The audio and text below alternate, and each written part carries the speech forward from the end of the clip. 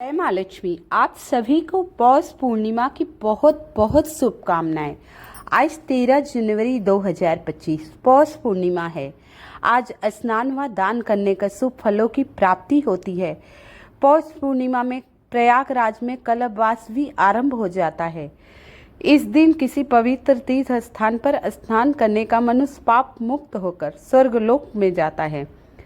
सनातन धर्म में कोई भी व्रत व उपवास बिना व्रत कथा सुने अधूरा माना जाता है। इसीलिए पौष पूर्णिमा की व्रत करते समय कथा अवश्य पढ़नी एवं सुननी चाहिए। आइए जानते हैं पौष पूर्णिमा कथा के बारे में। ओम श्री गणेशाय नमः। एक समय की बात है। एक गरीब ब्राह्मण दंपति एक छोटे से गांव में रहते थे। ब्राह्मण अत्यंत धर्मात्मा और श्रद्धालु थे, लेकिन उनकी आर्थिक स्थिति बहुत ही दयनीय थी। बहुत गरीबी थी, दरिद्रता थी। ब्राह्मणी अत्यंत धर्मपरायण और पतिव्रता थी।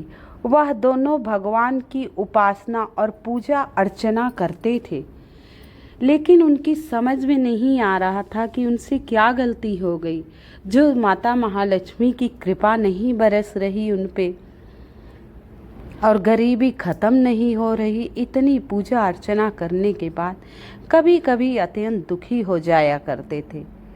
पुजारी ने ब्राह्मण को पूर्णिमा व्रत करने का सुझाव दिया।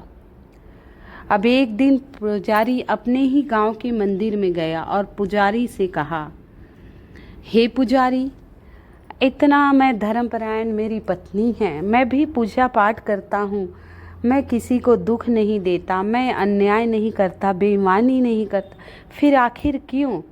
पुजारी जब ये समस्या सुनी तो ब्राह्मण को पूर्णिमा का व्रत करने का सुझाव दिया। उन्होंने कहा कि पूर्णिमा के दिन व्रत करने से और भगवान विष्णु की पूजा करने से सभी कष्ट दूर हो जाते हैं और आर्थिक स्थिति में सुधार होता है। तो ब्राह्मण ने कहा, हे पुजारी, कृपया मुझे पूर्णिमा की व्रत विधि बताइए, किस प्रकार करना है। पुजारी ने कहा, पूर्णिमा के दिन सुबह पवित्र नदी में स्नान करना। अगर पवित्र नदी आसपास आपके नहीं मिले तो गंगा जल डालकर स्नान कर लेना, हर हर गंगे बोलकर, और लाल गुलाबी वस्त्र धारण करना, क्योंकि माता को लाल गुलाबी वस्त्र अत्यंत प्रिय है। यह सफ़ेद वस्त्र चमकीले रंग का माता को बहुत प्रिय है।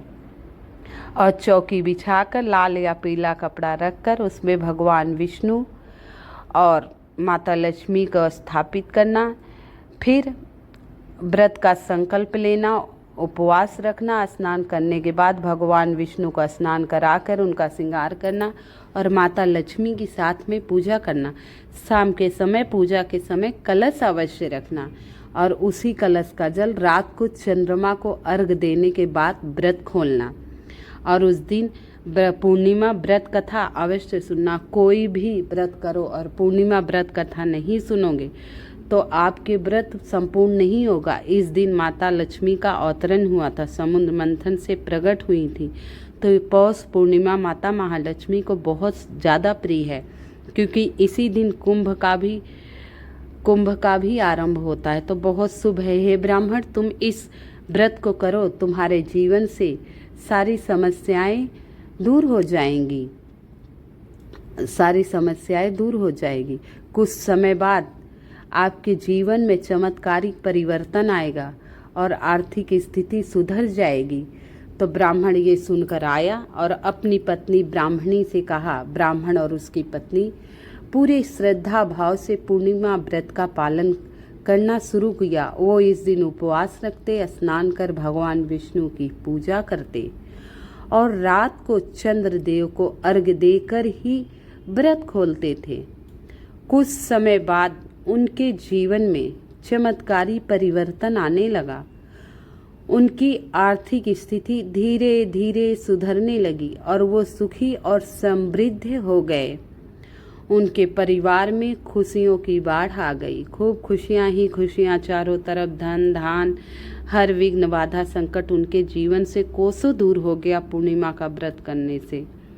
अब वो हर पूर्णिमा का व्रत करते, कथा सुनते और सभी को सुनाते। लक्ष्मी नारायण की कृपा इतनी बरसी कि उनके घर में खुशियों की बाढ़ आ गई। अब उनके सभी कष्टों का समापन हो गया। इस प्रकार पूर्णिमा व्रत की महिमा अपरंपार है। इसके पालन से जीवन के सभी दुखों का नाश होता है। भगवान विष्णु की कृपा से भक्तों के जीवन में सुख समृद्धि का वास होता है। पूर्णिमा के व्रत और इस कथा सुनने से और पालन करने से पुण्य की प्राप्ति होती है और भगवान पे सदैव कृपा बनी रहती है। भगवान की कृपा सदैव बनी रहती है। इस दिन व्रत रखने से मनुष्य को मानसिक शांति, आध्यात्मिक बल और पारिवारिक सुखों की प्राप्ति होती है। ये तो पौष पूर्णिमा की मैंने आपको पहली कथा बताई। अब दूसरी कथा आरंभ करने से पहले आप सभी से निवेदन है, कृपया मेरी वीडियो को लाइक एवं सब्सक्राइब अवश्य कर दीजिएगा। कमेंट में जय माँ लक्ष्मी लिख दीजिएगा। पौष पूर्णिमा कथा अनुसार कटक नगर में धनेश्वर नाम का एक ब्राह्मण रहता था। ब्राह्मण और उसकी पत्नी रूपवती रहती थी। इस जोड़े के जीवन में धन संपत्ति किसी चीज की कमी नहीं थी, लेकिन फिर भी दुखी रहते थे, जिसका कारण था इनकी कोई संतान न होना। कोई भी संतान नहीं। एक दिन इनके शहर में एक योगी महाराज आए। योगी ने वहां पर मौजूद हर घर से दान दक्षिणा मांगी, लेकिन धनेश्वर का घर छोड़ देते। ऐसे कई दिन बीत गया। अब धनेश्वर की पत्नी ने कहा, हे आर्य, एक योगी आए हैं, हर घर से भिक्षा लेते हैं, सबको आशीष देते हैं, लेकिन हमारे घर की तरफ तो मुड़ना भी पसंद नहीं करते। अब धनेश्वर उनकी पत्नी को बड़ा दुख हुआ। धनेश्वर ने कहा, मैं योगी महाराज से मिलकर इसका कारण पूछता हूँ, आखिर ऐसा क्यों, हम पर कृपा क्यों नहीं कर रहे हैं। तब योगी महाराज के पास ब्राह्मण धनेश्वर गए। बोले, हे योगी महाराज, आप सभी के घरों से दान दक्षिणा और भिक्षा लेते हैं, सिर्फ हमारे घर को छोड़कर, आखिर क्यों। योगी महाराज ने कहा, हे ब्राह्मण, बुरा मत मानना, तू निसंतान है। निसंतान लोगों के यहाँ से मैं दान दक्षिणा नहीं लेता हूँ। निसंतान लोगों के यहाँ से मैं दान दक्षिणा नहीं लेना पसंद करता हूँ, क्योंकि जिस घर में संतान नहीं उस घर का दान नहीं खाना चाहिए। निसंतान हो, इसीलिए मैं तुम्हारे घर नहीं आता। योगी महाराज की बात सुनकर धनेश्वर ब्राह्मण को बुरा लगा। भाई, बहुत बुरा लगा कि इसमें हमारी क्या गलती, विधाता ने हमें संतान दी नहीं तो हम क्या कर सकते हैं। लेकिन अब योगी महाराज धर्मात्मा को क्या कहते, कुछ बोले नहीं। और फिर धनेश्वर और योगी महाराज का आशीर्वाद लिया। उनसे पूछा, इसमें हमारी क्या गलती, कोई उपाय बता दीजिए जिससे हमें संतान की प्राप्ति हो। तब योगी ने धनेश्वर को बताया कि आप चंद्रमा की पूजा करें।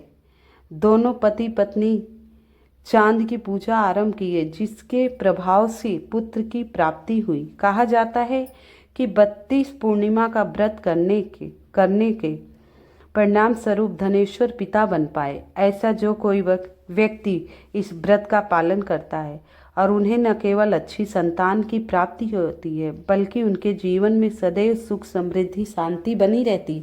योगी महाराज ने धनेश्वर ब्राह्मण को व्रत विधि बताई, चंद्रमा का पूजन बताया और बहुत विशेष बताया कि 32 पूर्णिमा व्रत कीजिए। उसी के प्रभाव से उन दोनों ने पालन किया और उन्हें पुत्र रत्न की प्राप्ति हुई।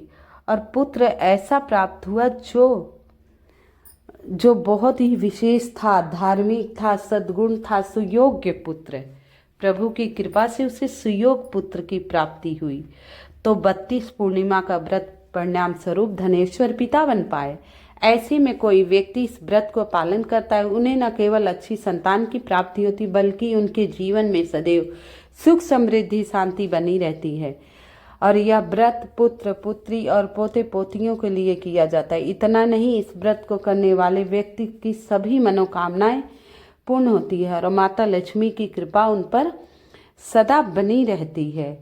माता लक्ष्मी की कृपा सदा बनी रहती है।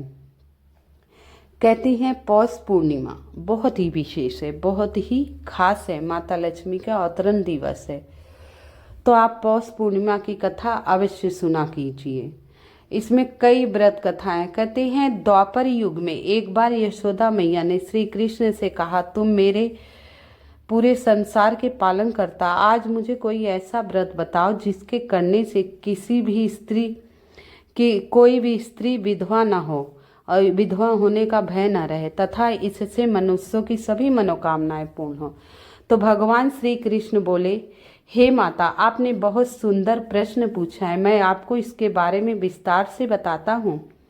सौभाग्य की प्राप्ति के लिए महिलाओं को 32 पूर्णमासी के व्रत करना चाहिए। इससे उनकी सभी मनोकामनाएं पूर्ण होती है और उन्हें सौभाग्यवती होने का आशीर्वाद मिलता है। तो ये भगवान ने माता यशोदा से कहा था। तो पूर्णिमा का व्रत जीवन में अवश्य करना चाहिए। आप लोग भी पूर्णिमा का व्रत जीवन में अवश्य कीजिए, तो आपकी सारी मनोकामनाएं अवश्य पूर्ण होगी। कृपया मेरी वीडियो को लाइक एवं सब्सक्राइब कर देना। जिसको वीडियो पसंद आ रही कृपया शेयर करना। कमेंट में जय माँ लक्ष्मी, जय लक्ष्मी नारायण अवश्य लिख देना। आप सभी को पौष पूर्णिमा की बहुत बहुत शुभकामनाएं।